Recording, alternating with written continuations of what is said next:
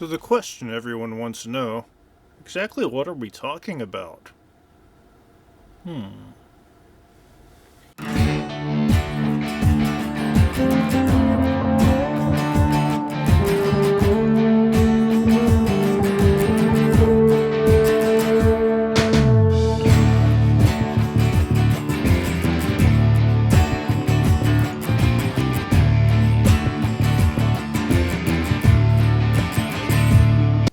Hey everybody, Dr. DeBose here. One of the first good questions we gotta ask is what kind of stuff are we gonna be doing in here? But before we get to the specific assignments, let's talk about the mental approach we'll be taking. We have two basic subjects for this class of the stuff we're going to write, two things to think about as we go along. The first is that technology is always changing, and when technology changes, it changes the way we interact. Think about your life now and how it would have been different 20 years ago. You wouldn't have a phone to guide you to new locations. If you were taking a class and the pandemic sprung up, you wouldn't be able to say, oh, you know what, I'm just going to sit at my computer and do everything. We certainly wouldn't be able to video conference. Um, when computers entered the insurance agent industry, it drastically changed that industry. And I know that because I have a friend of mine who got hired by a major insurance company.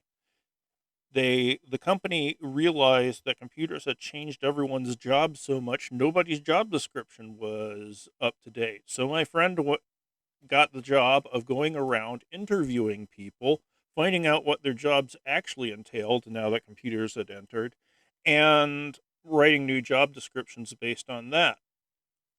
But those job descriptions probably didn't last very long either because when the internet hit big, it changed everyone's jobs again.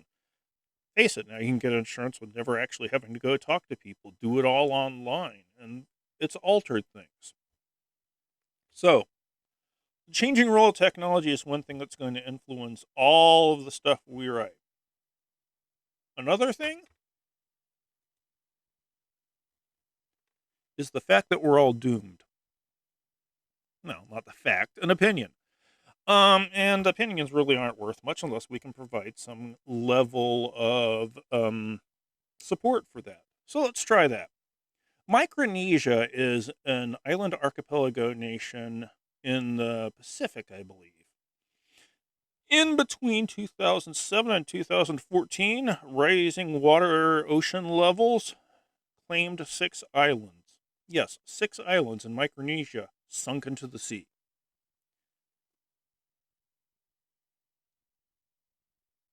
It isn't always like this. You don't always lose islands, but climate change happens, and one of the things that happens with climate change is it messes with precipitation cycles and water levels and so on and so forth.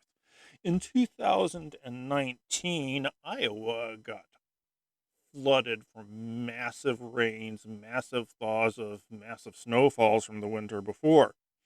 This is Cedar Rapids. You can see it's probably not going to be a very fun place to be at the time. In fact, I remember reading that just outside of Cedar Rapids, I-29 was under 15 feet of water. That's how bad the flooding was. And it has real effects on the specific people who live in the area. This is the Delhi Dam in Monticello, Iowa. Well, this is the water that used to be in the dam. It's going all over the place, wiping out people's houses, people, so on and so forth. Is flooding a fluke thing, though? Is it something that we're only seeing every so often? No. Kerala, India in 2018 had massive flooding that led to 483 people dead and 140 just missing. Also in 2018, massive flooding took 151 people in North Korea, 200 in Nigeria, 220 in Japan. We could go on and on. And where's all this extra water coming from?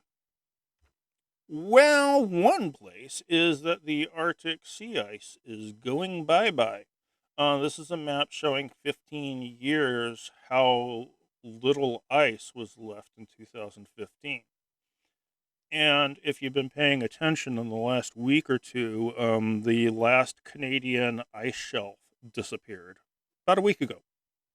So, ice water is melting, causing flooding in places, screwing up weather patterns. And that's not all. Glaciers are going away. Check out Greenland. Look at all that sea ice that used to exist that ain't there anymore. But it's not just flooding and ice we have to worry about. We have to worry about fire. Australia pretty much burned to the ground at the beginning of the year. Over 18 million acres burned. That's larger than Belgium and Denmark combined. And if that much land goes, what about all the animals that live there? Australia is in a weird position because there's lots of animals that existed there that don't exist anymore. And the fires put a whole bunch of them on the endangered species list that weren't there before. 28 people were killed. 3,000 homes in New South Wales alone burnt down. Smoke from the fires caused Sydney air quality to be 11 times the hazardous level. And this isn't the only instance of big fire. The Amazon was also on fire. See the picture on the right? That's Sao Paulo, Brazil at noon. Ashes. Fun. And then we have the 2018 California fires, which claimed 459,000 acres. 2016 Great Smoky Mountains, Canada, blah, blah, blah, blah. This is a picture from Centralia, Pennsylvania. It's a little bit of a different kind of thing because Centralia, Pennsylvania used to be a coal mining town. In 1962, the coal mines caught fire. They're still burning. See that smoke coming up? That's noxious coal gas.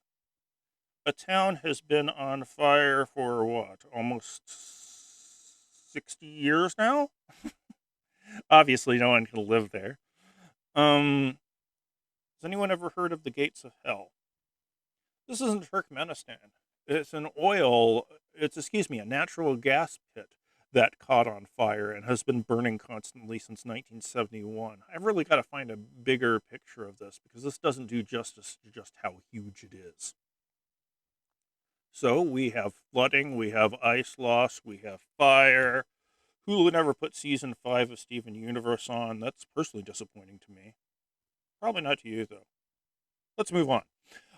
Wealth inequality. This is a fairly telling chart that goes up to 2016. And one of the fun things you see here is that in 2016, the top 0.01% of Americans had as much wealth as the bottom 90% combined. The trend did continue.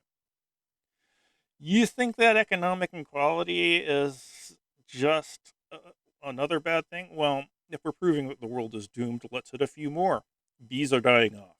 What happens when bees die off? Who pollinates plants for food? That could be a problem. Opioid addiction is rising. This chart, if we went up into 2020, you'd probably see the same kind of trends work. Steadily increasing heroin overdoses, steadily increasing synthetic opioid overdoses, and prescribed drug overdoses lead heroin overdoses. That there's a massive drug problem that we can't get a handle on. Sign the world is doomed? Maybe. You want another sign the world is doomed? People still care about the Kardashians. I don't know why. In 2018, December, there was a government shutdown that lasted for about 2 months. And what happened during the government shutdown? Well, there were no park rangers. This is a picture of Joshua Tree National Park in California. If there's no park rangers and no one to look after stuff, what's the human being's first instinct? Graffiti! Makes you proud to be in the 419, huh? And 2019, had an actual Nazi march going on. Now, these are my notes from when I taught this in spring. And has it gotten any better since then? I don't think we have to talk about that one anymore. Now, the point of all this isn't to argue that we're moving towards a massive apocalypse. I don't know if you believe that. I don't know if I believe that. In fact, I'll tell you right now, I actually have hope for the world, as bleak as everything seems to be. It's a fun thing to talk about, but in terms of scientific and technical report writing, if you're looking for a way to make a mark in your field, is there a better way than to solve one of the major problems going on in your field? If you can come up with a way to stabilize the climate, even in a little bit, if you can figure out a way to make wealth distribution more equitable, if you can save bees, you will have done something not only morally great, but you're probably going to make yourself a damn valuable employee. Working, if you want to make a mark, you always go for the place where you can make a big mark. One real way to look at all of the bad things going on in the world is they're not problems, they're challenges. I know it sounds like I'm a football coach trying to talk up your spirits, but no, really, you want to make a change, you want to stand out. The best way to do that is to fix a bad problem. So, while I don't actually believe the world is doomed, it's a good mindset to have for the type of work we'll be doing. We're going to be doing the standard business documents, and we'll talk about that in the next video. But if you approach your work like you're trying to solve a desperate problem, you're really going to put yourself head and shoulders above the competition. As always, if you have any questions, just let me know. I'm here to help. See you next video.